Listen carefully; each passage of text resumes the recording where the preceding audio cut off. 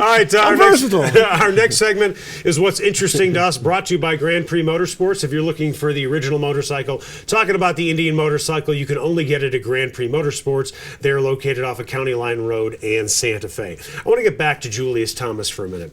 The Broncos offered him a contract. Julius Thomas's family was not happy, specifically his father on Twitter, about the deal that was offered. I have no idea how much money he was offered guaranteed. Okay. Do you have the numbers on that? I don't have the number. Okay. Did John Elway kind of catch a break? Maybe. I think so. Yeah. I think because hindsight's always 20/20. Right. But the coach that you brought in, the style of play that he wants to have, the way he uses tight ends, right. It seems as if he caught a break because he would try.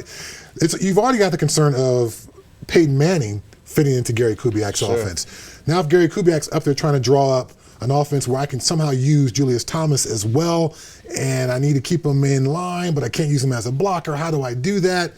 No, he doesn't have those worries anymore. So, yes, to answer your question, the Broncos caught a break. It also makes you wonder, let's say Julius had signed the contract, and I don't know if they also get Owen Daniels with Virgil Green and Julius Thomas, but it makes you wonder if Julius would even play as much next season. If after a few games, Kubiak's like, it's not worth it. It's not worth it. I'll play a lesser tight end. Now, I will, this is not my thought. This is Shannon Sharp's thought. Yeah. But you had a guy who didn't want to play when he was making $1 million. Right. I've never seen anybody who gets tougher when they make $9 million a year. They tend to make a little bit more business decisions after that. Yeah. So, now you have a guy in there who's, I'm 97%. Feels good. Feels good enough. Not good enough to practice. 97. Not good enough to play. That's incredible.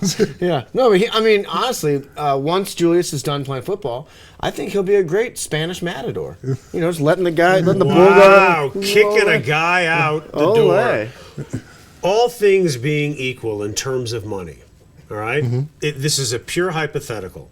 Who would you rather have on your team, Julius Thomas or Owen Daniels? On the Broncos team or my team? On the Broncos. On my team, you're talking to a linebacker.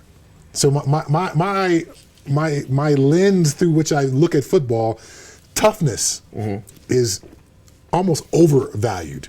Right. So I'm always going to take a tougher, more physical player. I'm taking Owen Daniels every single time. Because at some point, football becomes down to, am I willing to hit you with my face? Right.